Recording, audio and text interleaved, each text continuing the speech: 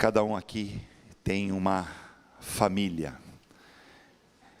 Talvez a sua família esteja aqui, talvez a sua família não esteja aqui, mas foi a família que o Senhor nos deu.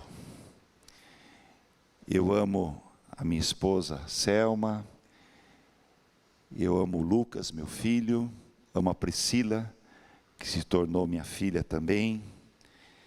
Eu amo a Giovana, amo o Vitor também, que se tornou meu filho. Amo minha sogra, que está aqui. Amo minha mãe, que está na minha casa, vai estar à noite. Amo meu pai. Eu amo a minha família.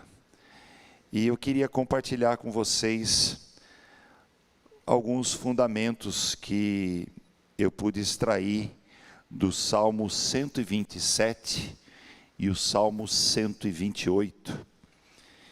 Eu tive apoio no livro do Spurgeon, Os Tesouros de Davi. Também usei alguns comentários da Vida Nova, da NVI, e alguns comentários do nosso querido pastor Hernandes Dias Lopes. Vamos ler então juntos, né? Acompanhem comigo, quer dizer, o Salmo 127 e o Salmo 128. Se não for o Senhor o construtor da casa, será inútil trabalhar na construção. Se não é o Senhor que vigia a cidade, será inútil a sentinela mostrar guarda.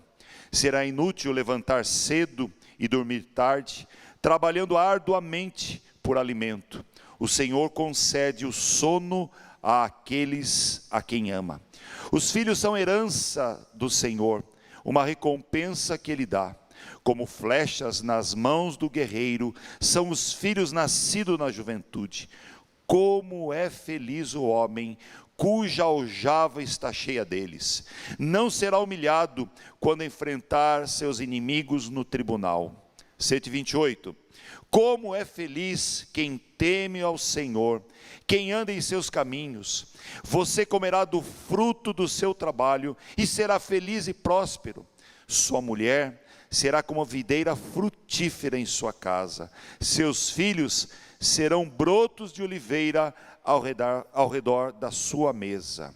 Assim será abençoado o homem que teme ao Senhor. Que o Senhor o abençoe desde Sião, para que você veja a prosperidade de Jerusalém todos os dias da sua vida, e veja os filhos dos seus filhos. Haja paz em Israel. Amém? Glória a Deus. Esses salmos, o 127 e o 128, fazem parte dos chamados cânticos de degraus, que vai do Salmo 120 até o Salmo 134. São 15 cânticos de peregrinação. Sua autoria é dada a Salomão pela maioria dos teólogos, né? Alguns indicam que eram cânticos na liturgia do templo, provavelmente na festa das cabanas. E uma parte defende que se referia às peregrinações religiosas anuais que o povo fazia até a cidade de Jerusalém. E eles iam adorando, cantando, e chegavam cantando em Jerusalém, pela alegria de estar ali na presença do Senhor ali no templo, né? Observe que esses 7 salmos que antecedem o Salmo 127 e o Salmo 128, como cada cântico é um cântico que o coração do salmista está fixo somente ao Senhor. Vire algumas páginas da sua Bíblia, você vai ver no Salmo 120, ele fala assim: clamei ao Senhor. No 121 ele fala: elevo os meus olhos para os montes. No 122 ele fala assim: vamos à casa do Senhor. 123, para ti levanto os meus olhos. 124, se não fora o Senhor. 125, que confiam no Senhor. E o 126, quando o Senhor trouxe os cativos de volta. O Senhor, e somente o Senhor, é assim enaltecido, exaltado em cada passo, em cada cântico que nós vemos aí nessa subida dessa peregrinação. Oh, como seria bom que também nós, a cada momento da nossa vida, a cada degrau, a cada circunstância, a cada adversidade vencida, ou a cada adversidade que estivéssemos passando, pudéssemos ter um cântico de adoração ao nosso Senhor. Que os nossos olhares se voltassem primeiramente a Ele, que é o autor e consumador da nossa vida, e pudéssemos ter um cântico de adoração, de gratidão ao Senhor, né? Esses salmos, os 127 e os 128, vão apontar o caminho e o cuidado que nós devemos focar, ter e buscar, para que agrademos a Deus com toda a nossa família. A família não é invenção nossa, não é invenção do mundo. A família é um plano da criação de vida divina para cada um de nós. Foi Deus que formou, estruturou, antes do Estado. A família é a célula máter de toda a sociedade. E nós vemos que os salmos, eles falam por nós a Deus. Então eu quero despertar, como fui despertado mais uma vez, quero despertar em vocês a nossa total dependência da ação divina nas nossas vidas, pelas nossas famílias, pelo nosso lar. Por cada momento do cotidiano nós temos que voltar os nossos olhos para o Senhor e buscar dele a sabedoria, para que ele abençoe a nossa família. Nós vemos ali em Gênesis 2, fundamentada a união heterossexual, o homem e a mulher, uma união monogâmica. Deus deu ao homem um coração para amar o seu cônjuge, a mulher amar o seu marido, o marido amar a sua esposa. Não é plano de Deus que o homem ame 2, 3, 4, 5 mulheres ao mesmo tempo. Não é plano de Deus que a mulher ame 1, 2, 3, 4 homens, não. Deus fez esse plano do casamento para que você, marido, doe o seu coração para a sua esposa, e a sua esposa doe o seu coração para você. É esse o plano de Deus. Foi assim que Deus criou, para que você forme um lar, uma nação, uma casa.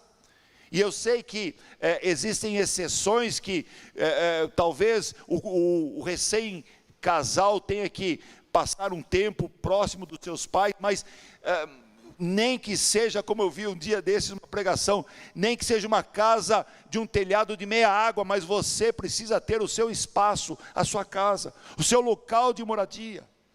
E o primeiro fundamento que eu quero trazer para vocês nessa manhã, é que só nele temos segurança na formação e na manutenção do nosso lar, do nosso casamento. Só nele confiamos na provisão do nosso trabalho. Volte comigo aí no Salmo 127, versículos 1 e 2, diz assim: se não for o Senhor o construtor da casa, será inútil, em outras traduções, será em vão trabalhar na construção. Se não é o Senhor que vigia a cidade, será inútil a sentinela montar guarda. Será inútil levantar cedo e dormir tarde, trabalhando arduamente por alimento. O Senhor concede o sono àqueles a quem ama. E preste atenção que por 3 vezes a expressão é em vão, ou em outras traduções é inútil, é a essência aqui. E nós ouvimos claramente essas repetições. Então, homens que desejam edificar uma casa, um casamento, sabem que devem se esforçar e, consequentemente, exibem todo o seu talento, toda a sua força, todo o seu empenho nesse propósito. Mas eles devem se lembrar de que se o Senhor não estiver com eles, à frente dele, nesse alicerce, os seus desejos irão fracassar. A casa, quer espiritual, quer material, quer familiar, se não for fundada na estrutura que é Jesus Cristo, não vai se sustentar. Vai ter o seu equilíbrio prejudicado e a sua duração vai acabar. João 15:5 diz assim: sem mim vocês não podem fazer coisa alguma. É a regra da aliança. Somente se Deus estiver nesse empreendimento, nesse propósito, nesse plano, tudo vai correr bem. Deus tem que ser o nosso protetor, Deus tem que ser o nosso provedor, Deus tem que ser o nosso auxílio. Ele tem que ser consultado, ele tem que ser buscado, ele tem que ser reverenciado. Ele é o principal no nosso lar. Nas lutas, nas dificuldades, nas brigas, na criação dos filhos, nós precisamos da direção de Deus. Não é aquilo que você acha, não é aquilo que está sendo provocado, uma decisão na sua família, não. Deus precisa ser consultado, porque a nossa decisão é falha. O momento que passamos pode indicar numa direção, mas Deus tem a direção certa no momento certo. Então nós não podemos ser movidos por aquilo que a gente acha, que a gente pensa. Um exemplo negativo de edificação de uma casa, aliás de uma cidade, foi a questão da Torre de Babel. O povo ali dizia: eia, edifiquemos uma cidade, uma torre. E o Senhor devolveu essa frase deles, e o Senhor falou assim: eia, desçamos e confundamos a sua língua. E em vão eles estavam se esforçando para que eles conseguissem edificar uma cidade, para que o nome deles fosse famoso e que eles não se espalhassem. Isso estava contra a vontade de Deus, mas eles estavam buscando os planos dele nessa edificação. E a gente vê uma edificação contrária a essa negativa, agora sim uma positiva, quando Salomão decidiu, recebendo os planos do seu pai Davi, edificar uma casa para o Senhor. Então as coisas foram muito diferentes, pois todas as coisas se uniram para que, sob Deus, sob a direção de Deus, sob aquilo que Deus já tinha dado para Davi, para que fosse levantado um templo de adoração ao Senhor, uma casa para o Senhor. E até os pagãos se voltaram para ajudar nessa construção desta casa. Sem Deus, nós não somos nada. Não apenas gastamos toda a nossa força, todo o nosso empenho em vão. Eu vejo casais que preparam, fazem poupança e tudo, e vão para o casamento, e o casamento é passageiro. O casamento muitas vezes não dura na lua de mel.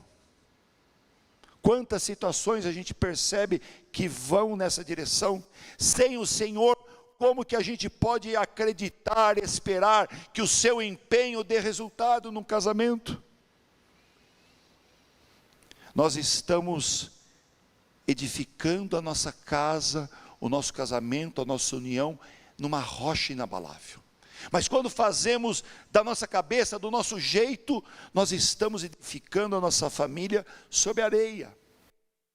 A colher do pedreiro, o martelo, a plana, todos os equipamentos que um pedreiro usa para construção, são inúteis se o mestre da obra não for o Senhor Jesus Cristo. Nós dependemos dele. Como assentar, como preparar, como dimensionar a dimensão da nossa casa, o espaço, as janelas, as portas e tudo mais que faz parte da nossa família, nós dependemos dele. Ele tem que ser o mestre da obra, ele tem que ser o principal. Ainda no verso 1 que nós lemos: se não é o Senhor que vigia a cidade, o Senhor é melhor do que um exército de guardas insolentes. O salmista aqui não pede que o edificador deixe de trabalhar, não é isso que o salmista fala.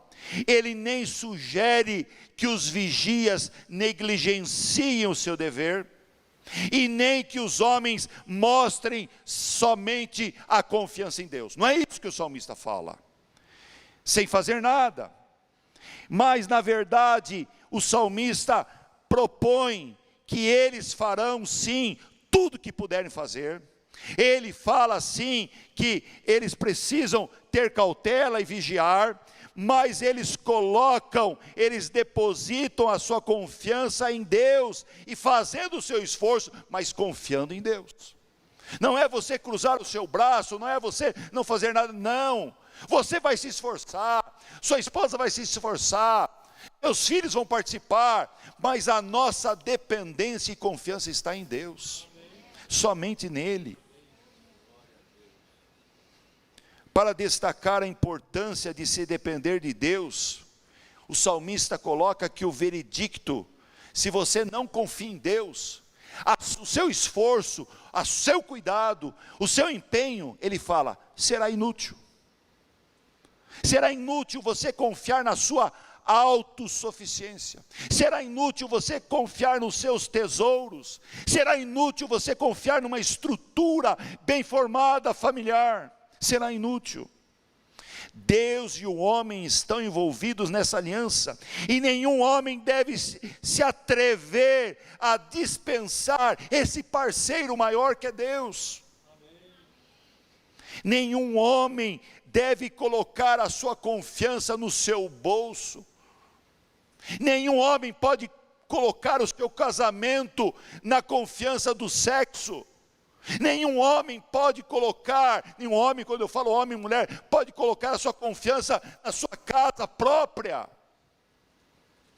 A graça de Deus é presente que nos leva a trabalhar na confiança naquele cujo trabalho é fator decisivo. O Senhor tem trabalhado pelas nossas vidas.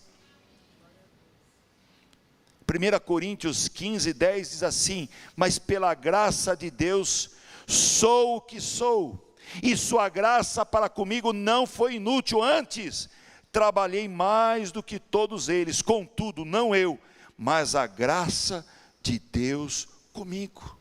É pela graça, pela misericórdia de Deus, que somos alcançados, que o nosso casamento tem sido mantido.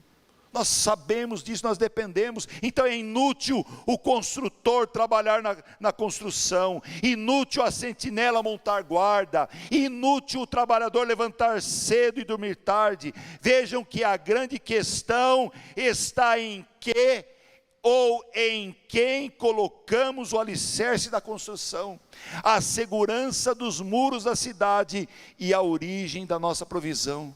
Aonde está a nossa confiança? O salmista destaca isso. Nos tempos de tribulação, dificuldades, doenças e tudo mais, precisamos estar alicerçados em Deus, porque senão o nosso casamento não se sustentará. O nosso casamento e toda a nossa estrutura familiar deve ser formada e edificada segundo o manual do Criador. Nós temos que consultar o manual, nós temos que buscar desse manual. Não é o que a sociedade imprime, não é o que a sociedade emprega, não é o que a maioria fala, não, é o que a palavra de Deus nos dá, como firme fundamento da certeza que o nosso casamento é obra de Deus, é para a glória de Deus, é para que Ele seja exaltado. Não é para que você tenha filhos, não é para que você tenha uma mansão, não é que você tenha o progresso financeiro, não é. O nosso casamento é para a glória de Deus.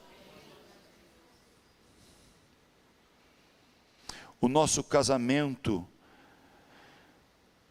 ele tem que ter essa base nesses princípios de Deus, bem como o nosso labor deve estar depositado na confiança de Deus, não naquilo que nós recebemos e temos. Não é porque você ganha bem, não é porque a sua esposa ganha bem, não é porque você tem uma estrutura financeira que você vai dirigir o seu casamento para onde você quer, do jeito que você quer e como você quer, não. A questão financeira não é um fator decisivo, claro, ajuda, é importante, mas a gente viu o Bill Gates com tanta grana, e o casamento dele acabou. O dinheiro não garante longevidade do casamento. Devemos trabalhar, sim, devemos desfrutar dos recursos. Nós estamos muitas vezes acumulando, trabalhando, E o nosso casamento esvaziando, não está certo. Nós precisamos ter equilíbrio. Nós precisamos entender que o principal é a nossa família, é a sua esposa, é os seus filhos, é o seu lar. Muitas vezes a gente corre e esquece disso que é principal. Quanto tempo nós temos dedicado ao nosso cônjuge, aos nossos filhos. Então o trabalho não pode substituir a ação de Deus na sua vida.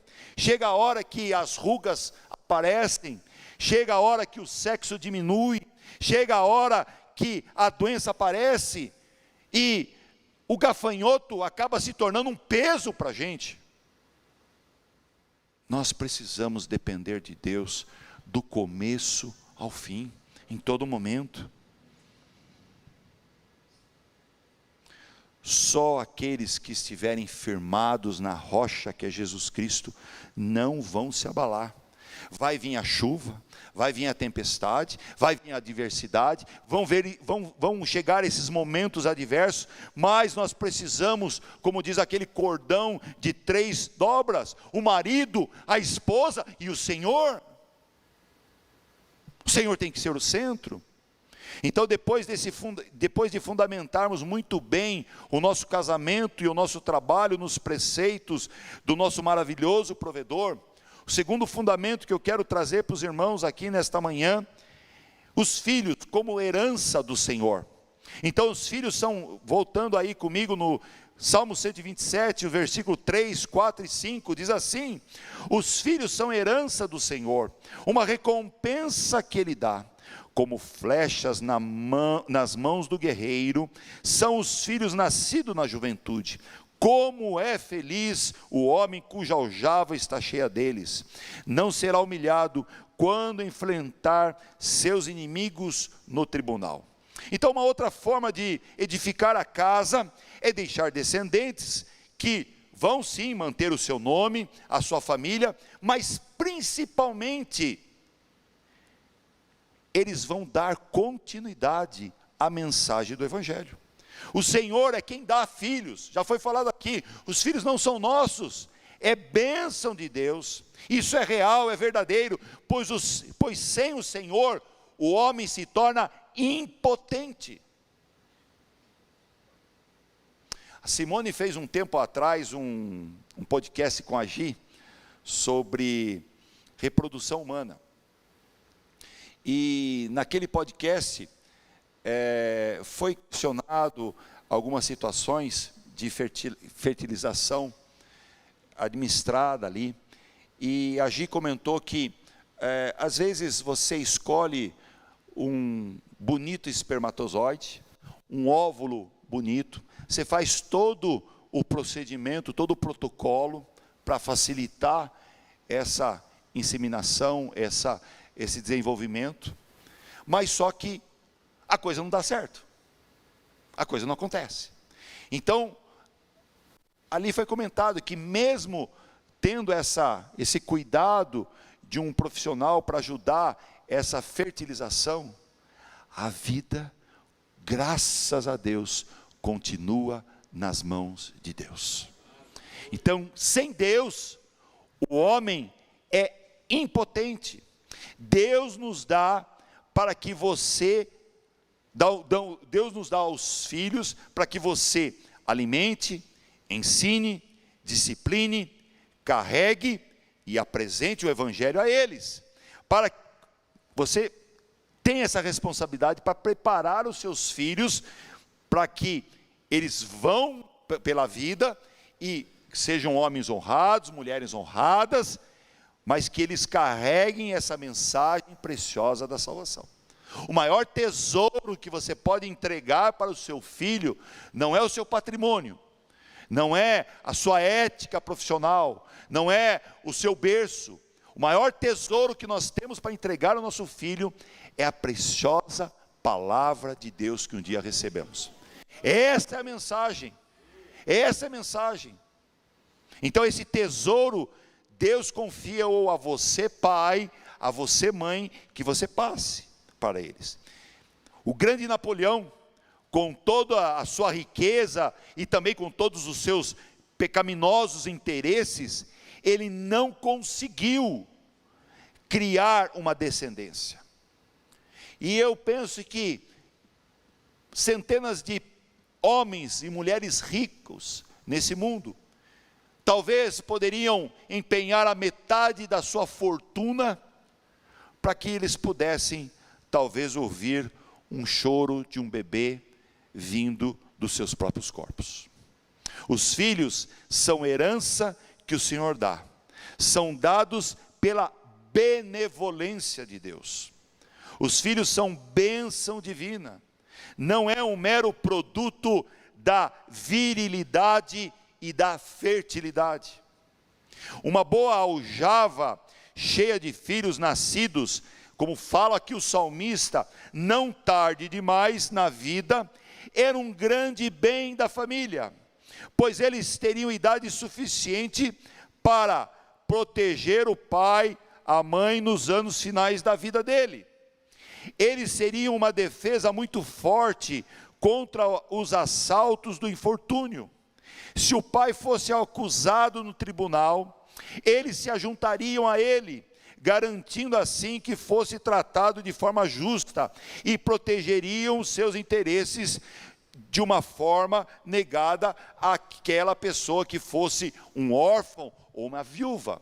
Então é isso que o salmista está falando. Na velhice, nos tempos avançados, os filhos, o número de filhos iriam poder interceder em favor do pai, cuidar do pai, da mãe, ajudar. Se eles fossem acusados de alguma coisa, não, meu pai, não, minha mãe não fez isso. Então é nesse sentido que o salmista coloca.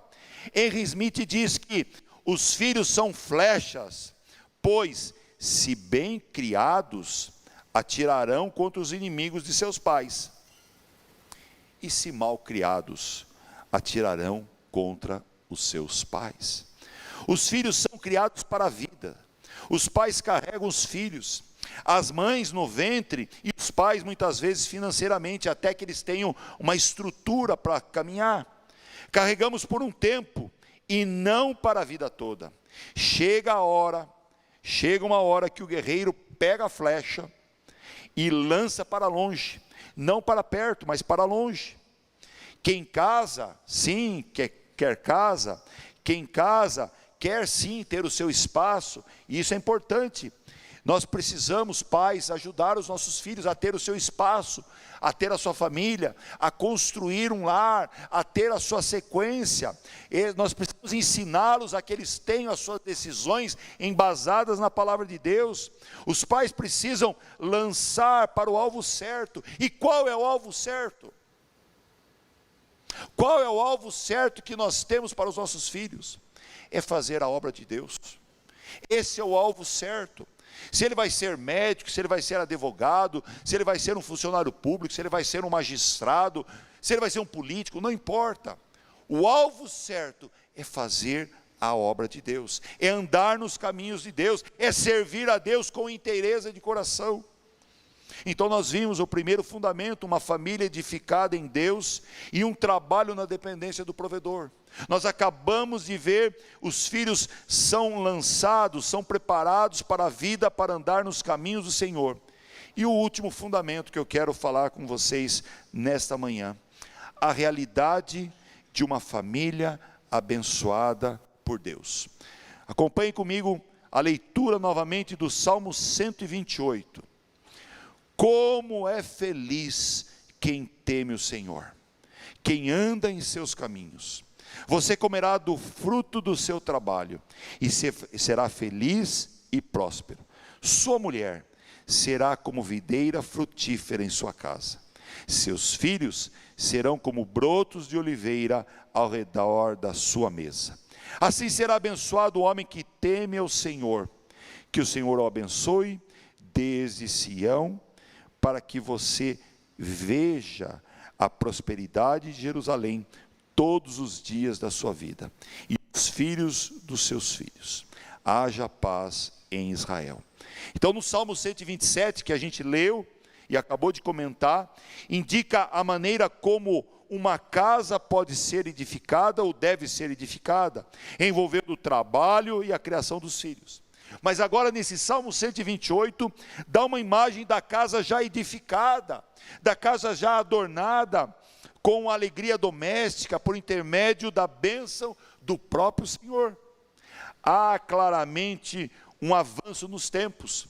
Já não são aqueles filhos crianças, mas já são filhos adultos, né? Já está um avançado da progressão de um casamento fundamentado, estruturado no Senhor. Pois aqui passamos de filhos para filhos. E também é um progresso em felicidade, pois no Salmo 127, os filhos são como flechas. E aqui no 128, eles já são plantas de oliveira ao redor da mesa. Nós fechamos o Salmo 127, no último versículo do Salmo 27, e abrimos o 128 com uma bênção.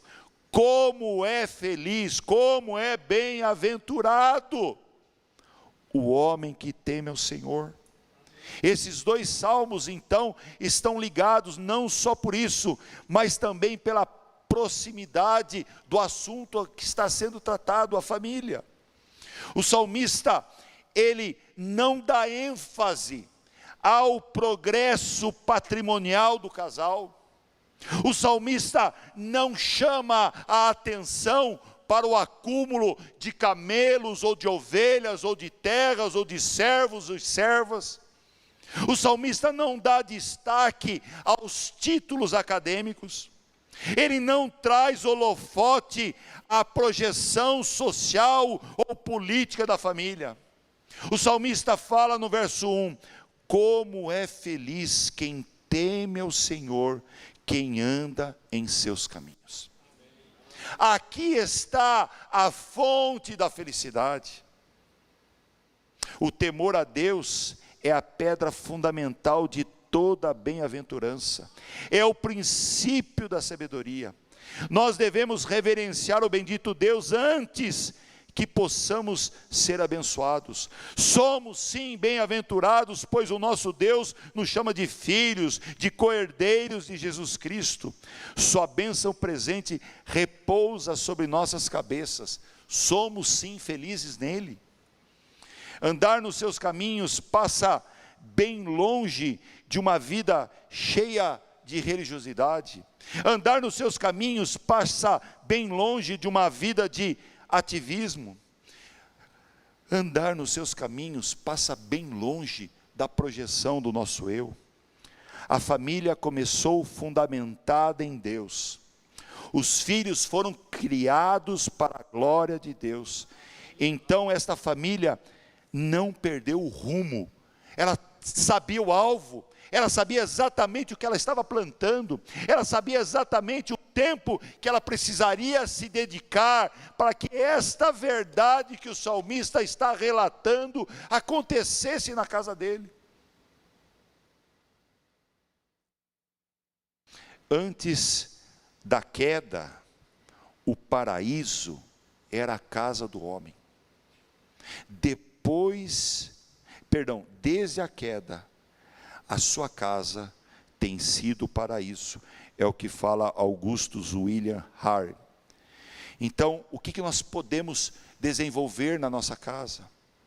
Eu fico muito feliz, mas muito feliz mesmo, quando eu sento e tem sido abundante e generosos os momentos com a minha sogra, dela contar como que era a experiência dela na época da sua infância, como era importante, como era colocado como primeiro lugar na casa dela, sentar-se ao redor da mesa, como era importante no despertar, as crianças lerem um salmo, recitarem um versículo, como era importante no final do dia, todos ali reunidos, estarem ali invocando o nome do Senhor.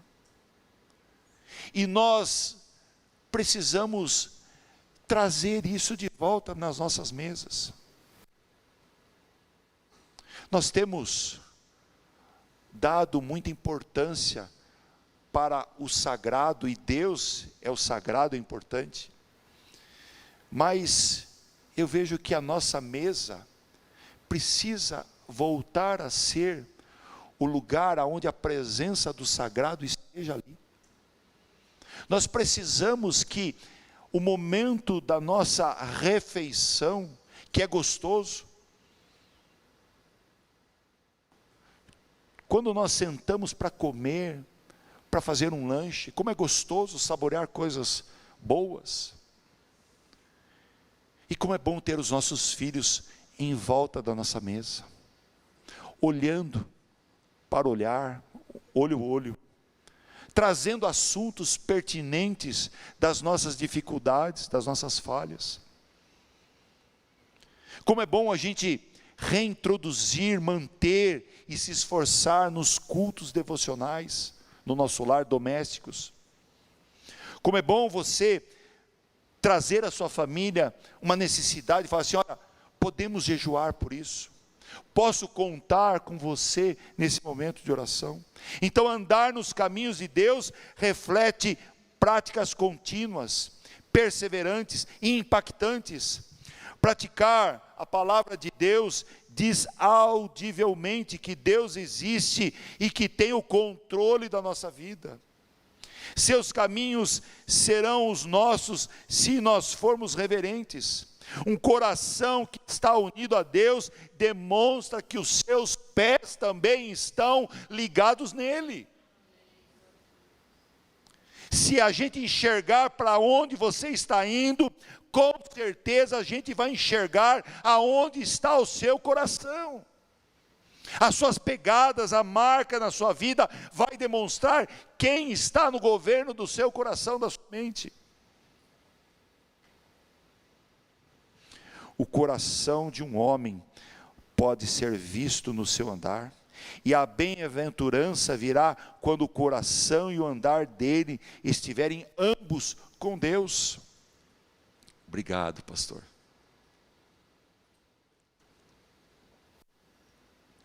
Depois da bênção espiritual,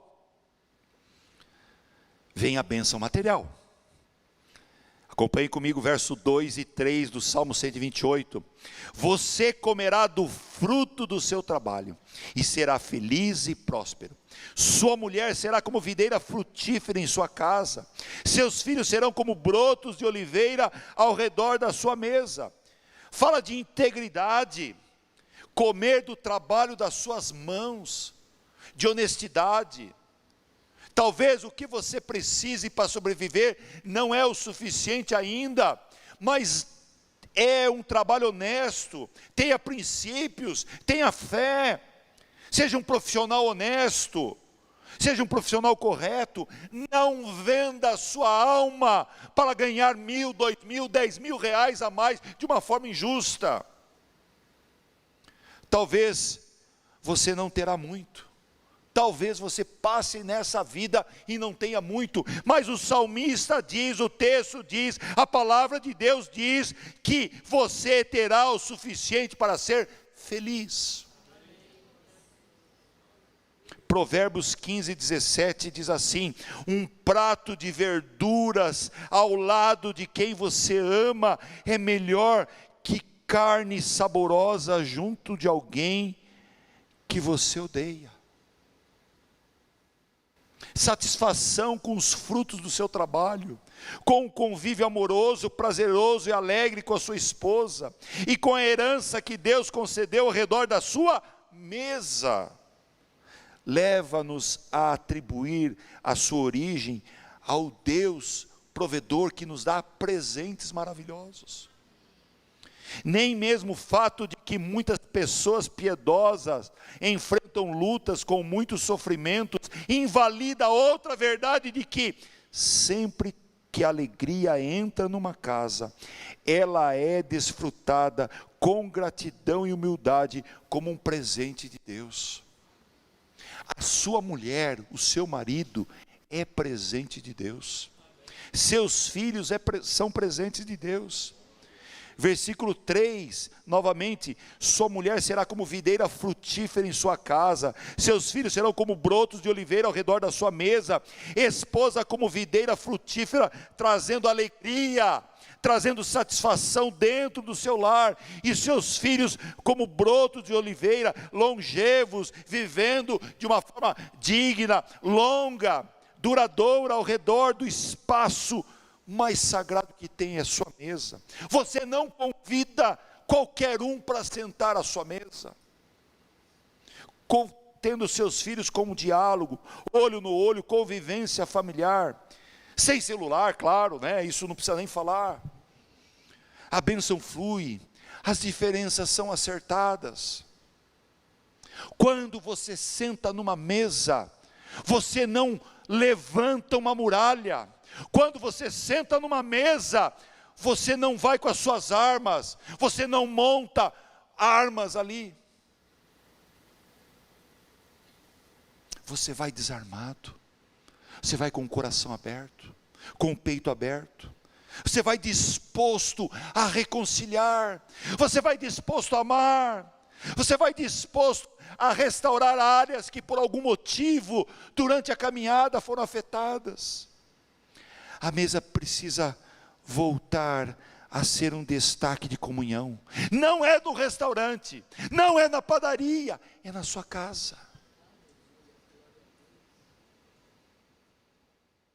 Versículo 4: assim será abençoado o homem que teme ao Senhor. Aqui está o resultado de ter essa postura falada até aqui. O homem será abençoado porque teme ao Senhor, porque implantou esses princípios no seu lar. Não tem que temer o futuro, não tem que temer a evolução política e econômica do país, não tem que temer quem vai ganhar ou quem não vai ganhar, não tem que temer a decisão do juiz A, B ou C, não tem que temer. Você tem uma garantia de Deus, de uma bênção futura para você e para a sua família. Que o Senhor o abençoe desde Sião, para que você veja a prosperidade de Jerusalém todos os dias da sua vida, e veja os filhos dos seus filhos, haja paz em Israel. A gente viu aqui o salmista falando da primeira fase do casamento, da segunda fase dos filhos pequenos, da terceira fase dos filhos adultos ao redor da mesa, e a quarta fase, a chegada dos netos, os filhos dos netos. Os netos são a sobremesa da vida. Tá certo, pastor Paulo? Simone e os demais, tá certo? Não estou falando errado? Posso continuar? Amém. A Bíblia descreve os netos como uma grande bênção, herança de Deus e coroa dos idosos, simbolizando honra, alegria e continuidade da família. Eles representam a extensão da promessa divina, sendo vistos como um privilégio e uma dupla herança que traz refrigério na terceira idade. Pastor Paulo vai abrir uma classe da escola dominical para ensinar os avós e os futuros avós. Eu não faço parte, espero chegar em breve com isso. Vou fazer, é isso mesmo. Eu confesso que falar de netos não é ainda a minha praia, né? Mas desejo que isso chegue logo na minha vida, da vida da Selma, que a gente tenha uma família estruturada por Deus.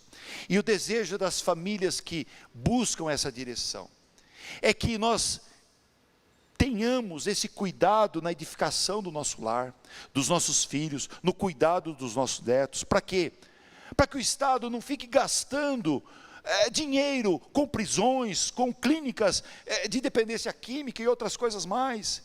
Que nós tenhamos sim os nossos filhos bem formados, bem estruturados, bem capacitados no caminho do Senhor. É esse o nosso plano, esse é o nosso desejo.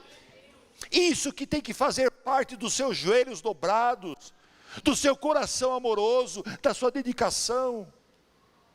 Talvez a sua família não esteja tão ajustada assim, mas hoje é o dia.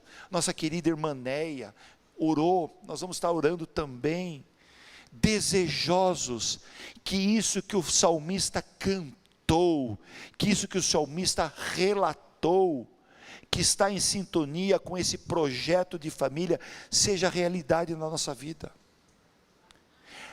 Deus deu a sua família para você cuidar. Sua família não é perfeita. A minha família não é perfeita. Eu amo a minha família, mas ela não é perfeita. Mas o meu compromisso, no dia 8 de agosto de 92, onde foi celebrado o meu casamento, veio bem antes. Veio no dia 10 de janeiro de 87, quando eu comecei um relacionamento com a Selma. E a gente tem buscado para estruturar os nossos filhos, a nossa casa, nesse padrão. Eu tenho que investir o meu amor, o meu respeito, a minha dedicação, a minha fidelidade a ela, a eles, para que de alguma maneira Deus seja refletido na vida deles, e que eles aprendam de tal forma, queime no peito deles, que para quando vierem os netos, eles tenham esse compromisso de ensiná-los no caminho do Senhor. Coloquemos Deus à frente da nossa família, atuante, decisivo, prioritário. Façamos do nosso lar um lar de harmonia. Façamos do nosso leito um lugar de prazer. Façamos da nossa mesa um lugar de comunhão e de alegria. Amém? Queria que você curvasse a sua cabeça. Eu queria fazer duas perguntas aqui. A primeira pergunta que eu quero fazer é se a gente tem aqui no nosso meio alguém que gostaria de entregar a sua vida para o Senhor transformar. Se tem alguém aqui nesta manhã que gostaria de entregar a sua vida para experimentar essa caminhada fundamentada na palavra de Deus, aonde Ele promete cuidar de você e ajudar você em todos os momentos. Tem alguém que gostaria de entregar a sua vida hoje para Jesus fazer essa diferença na sua vida? Amém. E eu queria fazer agora uma pergunta para você que ouviu esta mensagem nesta manhã, que você que já é salvo, que você já tem a sua família. Eu queria convidar você, meu irmão, minha irmã. Eu não conheço todas as famílias aqui, eu não conheço. Eu não sei muitas vezes a estrutura familiar sua, nem dos seus pais, nem a dos seus filhos. Mas eu queria convidar você, crendo nessa palavra maravilhosa, nesse salmo que nós lemos, que promete essa bênção, essa paz, esses filhos ao redor da nossa mesa. Eu queria convidar você, meu irmão, minha irmã, se você tem alguma dificuldade nesta área, que você está vivenciando essa situação adversa na sua vida, na sua casa, nós não queremos detalhes, nós não vamos perguntar, você não vai ser julgado, mas eu queria convidar você, que tem essa questão na sua vida, para vir aqui à frente. Vou convidar os pastores, a gente vai estar orando por você, e eu tenho certeza que Deus começou hoje uma obra na sua vida, na sua família. Queria convidar, vem aqui à frente, nós vamos estar orando por você nesta manhã. Se temos alguém nessa situação, nós vamos estar orando por você.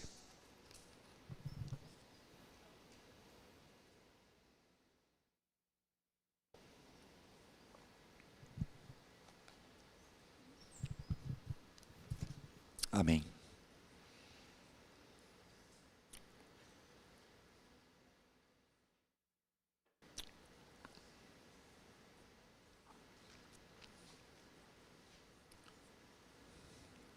Os pastores podem me ajudar aqui à frente?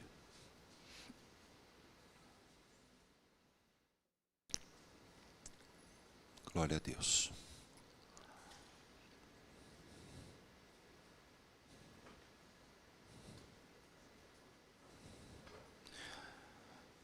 Aleluias. Glória a Deus. Senhor nosso Deus e Pai querido, eis aqui, Senhor, os teus filhos, tantas famílias aqui representadas, tantas estruturas familiares, Senhor, que carecem, Senhor, da Tua intervenção, do Teu socorro, da restauração que só vem através de Ti, Senhor. Nós não temos, Senhor, gerência sobre todas essas questões, mas o Senhor é aquele que tem o controle de tudo e de todos, ó Pai. Visita o lar de cada vida aqui presente, Senhor. Visita o próprio lar, visita o lar dos pais, visita o lar dos filhos, Senhor. Vem restaurar, Senhor, essas famílias, em nome de Jesus Cristo, ó Pai. Tira, Senhor, toda artimanha maligna, Senhor, de divisão, de separação, de contenda, de brigas, de diferenças, de desavenças, ó Pai. Em nome de Jesus Cristo, nós clamamos que venha reinar a paz, venha reinar a alegria, Pai. Faz algo novo, Senhor, para a honra e glória do Teu nome, Senhor. Traz, Senhor, os pais que estão afastados, traz os filhos que estão afastados, reconcilia, Senhor, os casais aqui presentes, em nome de Jesus Cristo, ó Pai. Nós clamamos a Ti, Tu és um Deus poderoso, e nós sabemos, Senhor, que a família foi uma estrutura criada, formada, edificada por Ti, ó Pai. E se tem algum desajuste, alguma coisa errada, Senhor, nós sabemos que o Senhor pode vir e fazer algo novo surgir nesses lares, ó Pai. Em nome de Jesus Cristo, ó Pai, nós clamamos a Ti vitória em cada família, em cada lar aqui representado, em cada lar que está nos ouvindo agora, nesta manhã. Opera nessas vidas, ó Pai. Tira, Senhor, toda mágoa, Senhor. Tira toda ira, Senhor. Tira, Senhor, toda divisão em nome de Jesus Cristo, ó Pai. Faz algo novo, Senhor. Restaura para a honra e glória do Teu nome, Senhor. Que tenhamos a Tua obra perfeita nesses lares, ó Pai. Os muros edificados novamente, Senhor. O amor, o leito abençoado, a despensa abençoada, ó Pai. Oh Deus de poder e milagre, nós cremos no Teu agir, Senhor. Faz isso em cada vida aqui, ó Pai. Eu te peço em nome de Jesus Cristo, ó Pai. Tu és um Deus poderoso, Senhor. Tu és um Deus que faz o milagre acontecer, em nome de Jesus, ó Pai. Amém, glória a Deus.